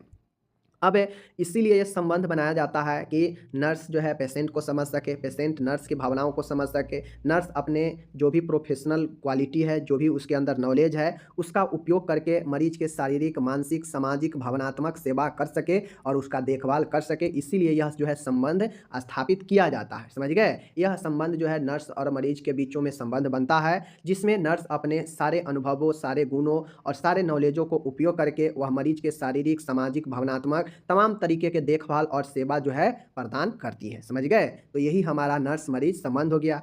नर्स मरीज संबंध क्यों जरूरी है, इसका क्या उद्देश्य होता है, तो चलिए उद्देश्य को बताते हैं। तो चूंकि यह नर्स और मरीज के बीच का संबंध होता है, इसके अंदर जो क्रिया काम होता है उसके लिए यह संबंध को बनाया जाता है। तो आखिर इस संबंध का, नर्स और मरीज के बीच का जो संबंध है, इसका क्या उद्देश्य है, किस उद्देश्य के लिए यह बनाया जाता है यह संबंध। तो देख लीजिए, नर्स मरीज की वर्तमान समस्या का समाधान, ठीक है ना, करने में मदद करना। नर्स जो है, नर्स मरीज के बीच इसीलिए यह संबंध बनता है ताकि नर्स द्वारा जो है मरीज का जो भी प्रेजेंट में प्रॉब्लम है उसका समाधान करने में नर्स मदद करे, ठीक है। नर्स द्वारा मरीज की समस्या को समझने में मदद करना। नर्स जो है, नर्स के द्वारा मरीज की क्या समस्या है उसके समस्या को समझे, इसलिए जो है यह संबंध स्थापित किया जाता है। नर्स द्वारा मरीज की समस्या, बीमारी की समस्या, समाधान का अल्टरनेटिव ऑप्शन ढूंढने में मदद करना। अब ये संबंध ऐसा नहीं है कि भोज खाने के लिए, ऐसा नहीं है कि कोई और काम करने के लिए संबंध स्थापित किया जाता है। मेनली इस संबंध का यही मकसद होता है कि मरीज को ज़्यादा से ज़्यादा जो है मदद किया जाए, मरीज को उसके बेहतर स्वास्थ्य के लिए जो है, उससे उन्नति के लिए जो है उसको देखभाल किया जा सके, उसके हर एक समस्याओं को समाधान करने के उपाय ढूंढा जाए, ठीक है। मरीज को जो भी शक है, जो भी डाउट है, जो भी परेशानियां हैं, उस परेशानियों को समाधान कर सके, समस्याओं को समाधान कर सके, इसके लिए अल्टरनेटिव जो है ऑप्शन ढूंढती है, समझ गए। नर्स मरीज को कम्युनिकेट करने में सहायता करना। नर्स जो है मरीज को बातचीत करने में, कम्युनिकेट करने में सहायता करती है। मरीज को स्पेशलाइज होने में मदद करना, ठीक है। मरीज को जो है स्पेशलाइज होने में मदद करना, मतलब उससे ठीक होने में, उसके स्वास्थ्य के सुधार होने में मदद करना, उससे जो है बातचीत दूसरे से करे, इसमें मदद करना, मतलब तमाम तरीके के सहायता के लिए जो है नर्स और मरीज जो है संबंध स्थापित किया जाता है। चाहे उनके वर्तमान समस्या का समाधान करने में मदद करे, चाहे नर्स द्वारा मरीज की समस्याओं को समझने में मदद करे, ठीक है। नर्स द्वारा मरीज की समस्या, बीमारी की समस्या का समाधान ढूंढने में मदद करे, ठीक है। मरीज को कम्युनिकेट करने में सहायता करे, मरीज को स्पेशलाइज होने में मदद करे, ठीक है। तो तमाम तरीके के उद्देश्य के साथ में यह नर्स और मरीज संबंध स्थापित किया जाता है, ओके। अब आपसे इस अगर लॉन्ग में यह क्वेश्चन पूछेगा तो आपसे पूछेगा कि नर्स मरीज संबंध क्या होता है, इसके क्या उद्देश्य है, इसके चरण को बताएं और इसके प्रभावित करने वाले कौन कौन से कारक है बताएं। तो चलिए अब हम इसके चरण को देखते हैं, ठीक है। तो एनपीआर के नर्स पेशेंट रिलेशन के कितने चरण होते हैं। तो चरण है, पहला चरण होता है प्री इंटरेक्शन फेज। पहला होता है pre interaction phase. Pre interaction phase में होता है क्या कि इस चरण में नर्स मरीज से बिना बातचीत किए या मरीज के बिसाइड पर गए, मतलब उसके बेड साइड पर गए बिना मरीज को दी जाने वाली देखभाल, उपचार तथा अन्य सुविधाएं की प्लानिंग अपने कक्ष में बैठकर सुनिश्चित करती है। प्री इंटरेक्शन फेज का मतलब होता है कि इसमें जो होता है नर्स और मरीज से मुलाकात नहीं हुई रहती है, ठीक है। यहाँ पे न नर्स मरीज से मिला है, न मरीज नर्स से मिला है, और जो है इसी दौरान जो है नर्स जो है अपने आप को प्रिपेयर करती है, मरीज को कैसे फेज करना है, मरीज को कैसे मदद करना है, मरीज को जो है कैसे समस्या का समाधान करना है, अपने आप को जो है मजबूती, दृढ़ इच्छा शक्ति अपने आप को जो है तैयार करती है मरीज से सामना करने के लिए। तो यह प्री इंटरेक्शन फेज में खुद को तैयार करती है नर्स, ठीक है। दूसरा जो होता है वह होता है इंट्रोडक्शन फेज, या इसी को ओरिएंटेशन फेज कहते हैं। यहाँ पे होता यह है कि नर्स अब जाके, जब नर्स अपने आप को तैयार कर लेती है फर्स्ट चरण में, तो दूसरे स्टेप में होता यह है कि वह नर्स और मरीज के बीच में परिचय होता है, ठीक है। यह चरण नर्स द्वारा मरीज के साथ बातचीत एवं मरीज के साथ परिचय करने से शुरुआत होती है। मीन्स यह जो दूसरा चरण है परिचय चरण, जिसे इंट्रोडक्शन फेज या ओरिएंटेशन फेज कहते हैं, यहाँ पे नर्स और मरीज के बीच बातचीत शुरू होता है, ठीक है। तो होता है यहाँ है परिचय चरण में कि नर्स और मरीज के बीच बातचीत शुरू होती है, ठीक है। इसमें जो है मरीज के साथ परिचय करने की शुरुआत होती है। नर्स स्वयं को मरीज से अपना परिचय करवाती है, नर्स जो है अपने आप को जो है मरीज से परिचय करवाती है। अतः इस चरण को इंट्रोडक्शन फेज भी कहते हैं, ठीक है। इस चरण के प्रमुख कार्य क्या होते हैं, इंट्रोडक्शन फेज में क्या होता है, तो मरीज के साथ कॉन्टैक्ट इस्टेब्लिश करना, मतलब संपर्क स्थापित की जाती है मरीज के साथ में, मरीज के साथ उसकी देखभाल जिम्मेदारी का कॉन्ट्रैक्ट करना, ठीक है। और मरीज के साथ बातचीत, टॉकिंग विथ पेशेंट द्वारा विश्वास जीतना। मतलब नॉर्मली यहाँ पे परिचय में होता यह है कि मरीज जो है नर्स के साथ परिचय करती है अपना और उसका भी परिचय करवाती है, साथ में नर्स को जो है विश्वास दिलाती है, मरीज को विश्वास जीतती है ताकि मरीज को लगे कि हाँ हमारा यहाँ पे देखभाल सही से हो पाएगा। तो यही होता है ओरिएंटेशन फेज, परिचय चरण। तीसरा होता है वर्किंग फेज। वर्किंग फेज कहने का मतलब होता है माय डियर कि वर्किंग फेज जो होता है इस चरण में नर्स मरीज से संबंधित समस्त जानकारियाँ जैसे हिस्ट्री ऑफ, ठीक है, डिजीज, डाटा कलेक्शन, मरीज को क्या आवश्यकता है, ठीक है, इस चरण के मरीज को प्रदान की जाने वाली देखभाल, उपचार तथा अन्य विकल्पों को किस तरह से मूर्त रूप देना है, यहाँ पे प्लानिंग बनाया जाता है, ठीक है। तो जो तीसरा है वह है वर्किंग फेज, मीन्स इसे हम लोग प्लानिंग फेज भी कहते हैं। यहाँ पे वर्किंग फेज में जो है काम किया जाता है, जो भी डाटा कलेक्शन है, जो भी बीमारी है उसका क्या इतिहास है, मरीज को क्या चाहिए, मरीज को कैसे ट्रीटमेंट देना है, कौन कौन से चीज़ें देना है, तो यहाँ पे प्लानिंग भी बनता है और चीज़ों को कार्य को किया भी जाता है प्लानिंग के अनुसार, ठीक है। तो ये तीसरा चरण हो जाता है। चौथा चरण होता है टर्मिनेशन फेज। टर्मिनेशन फेज है यह चरण ओरिएंटेशन और इंट्रोडक्शन चरण के साथ ही शुरू होता है। जब नर्स मरीज की उपचारात्मक देखभाल का कॉन्ट्रैक्ट साइन करती है तो इस चरण में मरीज को ठीक होने की दशा में अथवा उसकी बीमारी के लक्षणों में कमी होने पर नर्स मरीज उपचारात्मक संबंधों को विराम देती है, टर्मिनेशन देती है। तो चौथा जो फेज होता है यह शुरू होने के साथ में ही जो है आपके यह खत्म होने वाला जो है फेज होता है। इस फेज में जो है आपके मरीज के स्वास्थ्य में सुधार है या नहीं है इसको देखा जाता है और उसके साथ में ही जो है टर्मिनेशन फेज मतलब यह संबंध का समाप्ति का चरण होता है। तो यही आपका चौथा चरण जो कि इस संबंध का आखिरी चरण होता है। यहाँ पे नर्स और मरीज के बीच जो उपचारात्मक संबंध है उसको विराम यहाँ पे लग जाता है, ठीक है।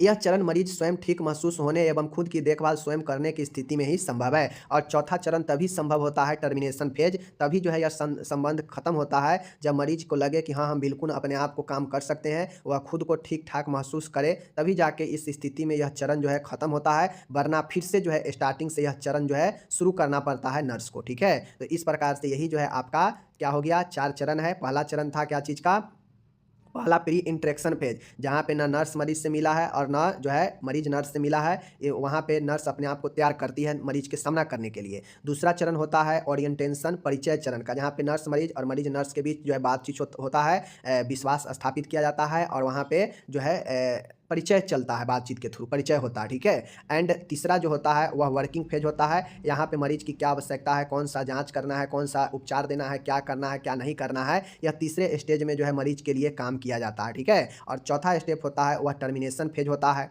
टर्मिनेशन फेज जो है आपके यह संबंध के समाप्ति का स्टेज होता है, जहाँ पे देखा जाता है कि अगर मरीज खुद को देखभाल करने के स्थिति में आ गया है, ठीक ठाक महसूस कर रहा है, तो ही यह चरण जो है आपके समाप्त होंगे, वरना फिर से यह चरण शुरू से शुरू हो जाते हैं। तो यही 4 फेज होता है, इसको ध्यान में आपको रखना है, ओके।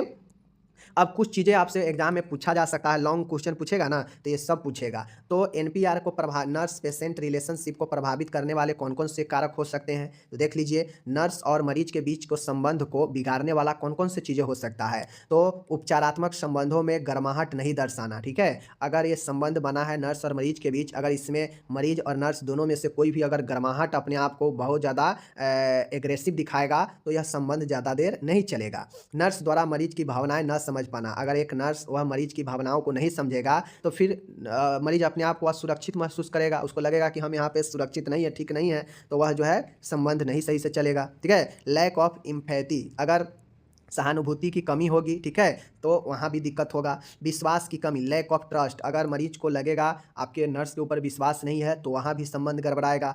देख लीजिए कॉन्जेनियलिटी मतलब गोपनीयता, ठीक है, गोपनीयता की कमी होगा, मतलब बातों को अगर जल्दी से उजागर कर देते होंगे। अगर एक नर्स जो है अपने मरीज के गोपनीयता नहीं रख रही है, मतलब एक नर्स में बहुत बड़ा ये फॉल्ट है, ठीक है। कोई भी व्यक्ति आए और मरीज के बारे में जानकारी दे दे तो ये सही बात नहीं है, गोपनीयता होनी चाहिए, ठीक है। पूछिए कि क्यों खोज रहे हैं आप इस मरीज के बारे में, समझ गए। आदर भाव, रिस्पेक्ट होनी चाहिए और सेल्फ अवेयरनेस, अब स्वयं के बारे में जागरूकता होनी चाहिए, और यही जो है आपको प्रभावित करता है एनपीआर को। तो ये चीज़ें आप लोग समझ गए। चलिए देख लीजिए, उपचारात्मक संबंधों में गर्माहट नहीं दर्शाना है, ठीक है। नर्स द्वारा मरीज की भावनाओं को न समझ पाना, लैक ऑफ एम्पैथी, विश्वास की कमी, गोपनीयता, ठीक है, आदर भाव, ठीक है, और सेल्फ अवेयरनेस, ये सब चीज़ें जो है एक एनपीआर को जो है प्रभावित करता है। तो एनपीआर आपका यहाँ पे होता है समापद। यहाँ पे अब जो भी लोग इंग्लिश वाले हैं, मैंने हिंदी में समझा दिया, अब आपको इंग्लिश में अच्छे से इसको लिख देना है। यही एनपीआर हो गया, इसका इंग्लिश यहाँ पे दे दिए हैं। तो ये सारा के सारा आपको अच्छे से लिख देना है, ठीक है ना। अगर लॉन्ग में पूछे फिर भी, 5 नंबर में पूछे फिर भी आपको ये सारा चीज़ लिखना है। ओके, चलिए आगे हम लोग अब मिलते हैं अगले प्रश्न के साथ। अब यहाँ पे जो प्रश्न है डायरिया के बारे में, जिसे हम लोग अतिसार कहते हैं, एक्सप्लेन इसका कॉज, सिम्टम्स, नर्सिंग केयर, सब चीज़ बताना है। मतलब डायरिया क्या होता है, इसका क्या कारण, लक्षण और नर्सिंग प्रबंध क्या है, सब चीज़ के बारे में देखेंगे। तो डायरिया अतिसार जो होता है माय डियर, यह कब्ज के उल्टा होता है। जिस प्रकार से कब्ज में मल बिल्कुल नहीं होता है, मल नहीं उतर पाता है मलाशय से, तो उसी प्रकार से जो अतिसार जो होता है, डायरिया होता है, उसमें मल जो है काफ़ी ज़्यादा होता है, पतला मल होता है, ठीक है। कई बार मल त्याग करते करते मरीज बहुत ज़्यादा परेशान हो जाता है। आंतों द्वारा द्रव का अवशोषण कार्य सही ढंग से न हो पाने के कारण अतिसार या डायरिया की स्थिति उत्पन्न हो जाती है। अगर आपके बॉडी में, हम जानते हैं कि बड़ी आंत के द्वारा जो है वाटर, जल का अवशोषण किया जाता है, शोषण किया जाता है, ठीक है, जो हमारे बॉडी के लिए आवश्यक होता है। अगर आपका आंत जो है ब्लड को वाटर को कंजप्शन नहीं कर रहा है, अपने अंदर अवशोषण नहीं कर रहा है, मतलब आपके बॉडी में जल की कमी होगी, क्योंकि वह जल को अवशोषण नहीं करेगा तो वह सीधा जो है आंत के द्वारा आपके मल के रास्ते से निकाल देगा, तो वही डायरिया होता है। अगर आपके मल के द्वारा सिर्फ पानी की तरह जाने लगे, मल होने लगे, और यह मल अगर दिन में 3 बार से ज़्यादा हो जाए या 3 बार, तो समझिए डायरिया की स्थिति हो जाता है, समझ गए। और इसमें व्यक्ति बहुत ज़्यादा डिहाइड्रेशन हो जाता है, शरीर कमज़ोर, बहुत ज़्यादा कमजोरी और बहुत ज़्यादा निर्जलीकरण हो जाता है व्यक्ति, समझ गए। तो यही कहता है कि यह कब्ज के विपरीत होता है, क्योंकि कब्ज में मल उतरता ही नहीं है, समझ गए, एकदम मल नहीं निकलता है, एकदम मल जो है टाइट और मल निकलेगा ही नहीं। लेकिन इसमें मल काफ़ी ज़्यादा पतला होता है, ठीक है, और कई बार होता है, और मरीज करते मल त्यागते त्यागते काफ़ी परेशान हो जाता है, समझ गए ना। आंतों द्वारा द्रव का अवशोषण नहीं हो पाता है, जल का अवशोषण नहीं हो पाता है, ठीक है, जिसके कारण जो है व्यक्ति को मल के द्वारा बहुत बार जो है द्रव के मात्रा ज़्यादा निकलने लगता है, और यही अतिसार या डायरिया होता है, समझ गए। तो ये चीज़ को ध्यान में रख लीजिए। अब कई कारण हो सकते हैं, ठीक है ना। डायरिया के बहुत सारे कारण हो सकते हैं। कौन कौन से कारण हो सकते हैं, आपके सामने में है। डायरिया के कारण में आंतरीय संक्रमण, मतलब आंत में कोई संक्रमण होना, ठीक है। भोजन विषाक्तता, फूड पॉइजनिंग भी इसका कारण बन सकता है, कि भोजन खाएं और वह भोजन जो है आपके पॉइजन कर दिया, ठीक है। कुछ औषधियाँ के अनुषंगी प्रभाव के कारण, मतलब कुछ दवाई आप ले रहे हैं, उसके साइड इफेक्ट भी जो है आपके बार बार मल त्यागेगा और पतला मल कराएगा, ठीक है। विरेचक का दुरुपयोग, समझ गए, आप जो है किसी विरेचक का दुरुपयोग करते हैं। आंतों द्वारा जल का अवशोषण न होना, कोलोन की बीमारी या ऑपरेशन, मतलब बड़ी आंत में कोई बीमारी है या ऑपरेशन है। भावनात्मक तनाव, इमोशनल डिस्ट्रेस भी कारण बनता है। तो ये सब के सब जो है आपके कारण है। आंत में संक्रमण, भोजन फूड पॉइजनिंग होना, दवाइयों का दुष्प्रभाव, ठीक है ना। आंत जो है जल का अवशोषण नहीं कर रहा है, कोलोन में कुछ बीमारी या ऑपरेशन हो रखा है, भावनात्मक तनाव, ये सब कारण होते हैं आपके डायरिया होने की, ठीक है। आगे चलिए, लक्षण की बात करेगा तो लक्षण में डायरिया में होता यह है कि पेट में ऐंठन मरोड़ देगा, समझ गए ना। बार बार पतले दस्त होगा, मल होगा, कमजोरी व थकान महसूस होगा, जाहिर सी बातें हैं। पानी की कमी, डिहाइड्रेशन हो जाएगा बॉडी में। मल क्षेत्र में जलन, बर्निंग सेंसेशन, जहाँ से मल त्यागते हैं वहाँ पे जलन टाइप के इरिटेट लगेगा। बेचैनी और दुर्बलता होगा, क्योंकि बहुत ज़्यादा बॉडी से पानी निकल जाएगा तो होगा ही। मितली या उल्टी, नौसिया या वोमिटिंग भी हो सकता है इसमें, ठीक है ना। तो डायरिया में मुंह और मल दोनों के द्वारा जो है उल्टी और मल दोनों जो है हो सकता है, समझ गए। तो यही डायरिया का लक्षण होता है, समझ गए। तो ये चीज़ को ध्यान में रखना है। अब इसमें आप एक नर्स है, नर्स बनेंगे तो डायरिया वाले मरीज में जब आप जान लिए कि ये लक्षण होगा, तो उस लक्षण का प्रबंध नहीं कर सकते हैं, तो बिल्कुल कर सकते हैं। जैसे मरीज को ज़्यादा से ज़्यादा पानी पिलाते रहे, क्योंकि इसमें पानी का कमी हो जाता है। जैसे ORS का घोल देते रहे, ठीक है। मरीज को पानी की कमी बिल्कुल ना होने दे, समझ गए ना। मरीज को थोड़ा थोड़ा भोजन देते रहे, ज़्यादातर तरल आहार दे। मरीज को भोजन थोड़ा थोड़ा दे, लेकिन तरल बहुत ज़्यादा दे, समझ गए, क्योंकि इसमें सारा काम, सारा प्रॉब्लम तरल के कमी से ही होता है, समझ गए ना। मरीज को पर्याप्त मात्रा में पोषण एवं द्रव इलेक्ट्रोलाइट्स दे। मरीज को ज़्यादा से ज़्यादा जो है न्यूट्रिशन द्रव वाला दे, जिसमें द्रव की मात्रा हो, समझ गए ना। चिकित्सक आदेशानुसार एंटी डायरियल दवाई दे, जैसे एंटी एस्पाजमोटिक, ऐंठन को दूर करने के लिए भी दवाइयाँ दें, समझ गए ना। मरीज को मिर्च मसाले युक्त एवं अधिक गर्म और अधिक ठंडा भोजन न दे, समझ गए। मरीज को ज़्यादा से ज़्यादा आराम करने के लिए कहें, ओके। आगे है, मरीज को मनोवैज्ञानिक सहारा दे। मरीज को पेरिनियल देखभाल करे, पेरिनियल क्षेत्र का देखभाल करे, स्वच्छ रखे। मरीज को पर्याप्त मात्रा में फ्लूइड और इलेक्ट्रोलाइट्स देते रहें आईवी मार्ग से, इंट्रावेन से। मरीज को बेड पैन या कमोड की सुविधा प्रदान करें। मरीज की त्वचा का देखभाल करते रहें, समझ गए। मरीज की स्थिति जो है बदलते रहें, और यही जो है आपका एक नर्स के द्वारा किए गए देखभाल होता है डायरिया वाले पेशेंट का, समझ गए। चीनी पानी नमक का घोल भी दे सकते हैं। तो ये सारा चीज़ें जो है आपको लिख देना है। अगर डायरिया 5 में पूछे, 10 नंबर में पूछे तो आपको बता देना है, ठीक है। तो ये सारा, और इसके ठीक उल्टा आपका कब्ज हो जाता है। कब्ज में क्या होगा कि आंतों से मल जो है नहीं पास हो पाता है। कारण में बहुत सारा कारण हो सकता है कि आंत जो है आपका, आंत में अवरोध हो जाना, ठीक है, जल की कमी वहाँ भी हो सकता है, समझ गए। तो ये सारा चीज़ें जो है आपका हो जाता है। तो ये सारा चीज़ें आपसे पूछेगा एग्जाम में, तो लिख दीजिएगा। ओके, चलिए देखते हैं आगे। अब माय डियर, यहाँ पे जो भी लोग हैं इंग्लिश वाले, तो उनके लिए देखिए यहाँ पे मैंने इंग्लिश भी दे रखा है। तो जितना ऊपर हिंदी है उसके नीचे इंग्लिश भी प्रश्न का टोटल कंप्लीट दिया गया है। ऐसा नहीं है कि मैं सीधा हिंदी में ही देकर चला जाता हूँ, नहीं, ऐसा नहीं है, ठीक है ना। आगे चलिए, अब आगे एक और अच्छा प्रश्न लेकर आए हैं। ये भी आपके एग्जाम में 5 नंबर में पूछा जा सकता है, और पूछता भी है। यूपी में, बिहार में पूछा भी है, राजस्थान में, कि फिजिकल एग्जामिनेशन यानी शारीरिक परीक्षण की कौन कौन सी विधियाँ हैं, इस विधिया के बारे में बताएं, ठीक है ना। तो देखिए, फिजिकल एग्जामिनेशन क्या होता है। तो फिजिकल एग्जामिनेशन शारीरिक परीक्षण का मतलब होता है कि शरीर का परीक्षण करके, शरीर का जांच करके बीमारियों का पता लगाया जाए, स्थितियों के बारे में पता लगाना, ठीक है। और यही जो है शारीरिक परीक्षण होता है, जिसमें अनेक तरीके अपनाए जाते हैं शरीर के परीक्षण करने के लिए, समझ गए ना। जैसे शारीरिक परीक्षण के जो विधियाँ होती है, मेथड्स होती है, वो अलग अलग मेथड है। पहला मेथड है इंस्पेक्शन। इंस्पेक्शंस का मतलब होता है निरीक्षण, डायरेक्ट आंखों के द्वारा देखकर पता लगाना, समझ गए। इस विधि के द्वारा शरीर का दृष्टिगत परीक्षण किया जाता है, मतलब आंखों से। नर्स अपनी नग्न आंखों से देखकर मरीज की समान स्थिति के बारे में पता करती है। निरीक्षण एक सक्रिय प्रक्रिया है, एक्टिव प्रोसेस होती है, जिसमें नर्स व्यवस्थित क्रम में मरीज के शरीर का निरीक्षण करती है, समझ गए। अब इसमें होता है इंस्पेक्शन में, निरीक्षण में, कि डायरेक्ट जो है एक नर्स या डॉक्टर जो है अपने आंखों के द्वारा मरीज के उस समय के स्थिति को जो है देखते हैं और तय करते हैं, समझ गए। इसीलिए इसे एक्टिव प्रोसेस कहा गया है, क्योंकि डायरेक्ट डॉक्टर या नर्स के सामने पेशेंट होता है, और डॉक्टर या नर्स अपने आंखों से देख के मरीज के जो है हाव भाव, उसकी स्थिति को देखकर जो है पता लगा लेते हैं कि इसमें क्या दिक्कत है, समझ गए ना। इसके लिए निम्न जो है तरीके जो है अपनाए जाते हैं। कौन कौन से जो है कंडीशन में पता किया जाता है। तो इसमें मरीज के चेहरे के भाव देखा जाता है, फेशियल एक्सप्रेशन देखा जाता है कि चेहरे का भाव कैसा है। मरीज के चलने का ढंग देखा जाता है कि मरीज कैसा चलता है। मरीज की त्वचा का रंग देखा जाता है कि त्वचा का रंग कैसा है। मरीज की कॉन्शियस लेवल, जागृति चेतना लेवल देखा जाता है कि मरीज कितना ज़्यादा चैतन्य है या फिर नहीं है। मरीज के शरीर पर किसी भी तरह का निशान, समझ गए ना, मरीज के शरीर पर किसी भी तरीका का निशान हो, ये भी जो है देखा जाता है। तो ये हो गया डायरेक्ट देखकर पता लगाने का तरीका। देखते होइएगा, डॉक्टर साहब आपको पास में बुला लेगा और आँख के जो है नीचे करके आँख के कलर देखेगा कि कितना ज़्यादा जो है क्या प्रॉब्लम है। जीभ कहेगा जीभ निकालिए, अजीब देखेगा। तो जो डायरेक्ट देखकर आपको पता लगाए, तो वही इंस्पेक्शन होता है, जो एक एक्टिव प्रोसेस होता है, जो उसी समय देखेगा और उसी समय डॉक्टर जो है पता लगाएगा, समझ गए ना। तो यही जो है आपका इंस्पेक्शन हो गया, पहला मेथड। दूसरा मेथड है पाल्पेशन, स्पर्श परीक्षण। स्पर्श परीक्षण कहने का मतलब है कि इस विधि में नर्स या जो डॉक्टर होते हैं, वह आपके विभिन्न अंगों के आकार व स्थिति को ज्ञात करने के लिए जो है उसके शरीर अथवा शरीर के किसी भाग को महसूस करते हैं, स्पर्श करके तथ्य को, कलेक्शन को एकत्रित करती है, समझ गए। स्पर्श परीक्षण में अंगुलियों के पोरों के मांसल्स भाग का उपयोग करता है, ठीक है। स्पर्श परीक्षण में निम्नलिखित तथ्य एकत्रित किए जाते हैं। देखिए, पाल्पेशन होता है स्पर्श परीक्षण, जिसमें डॉक्टर हो या एक नर्स हो, वो अपने हाथों से 2-3 अंगुली लेगा, ठीक है ना, और वह अपने हाथों के अंगुली के ऊपर वाले भाग से क्या करेगा कि जो है आपके छुएगा, स्पर्श करेगा, जैसे नाड़ी छूना हो, ठीक है। फीवर चेक करने के लिए, इस कपार में जो है आपको टेम्परेचर देखने के लिए, ठीक है ना।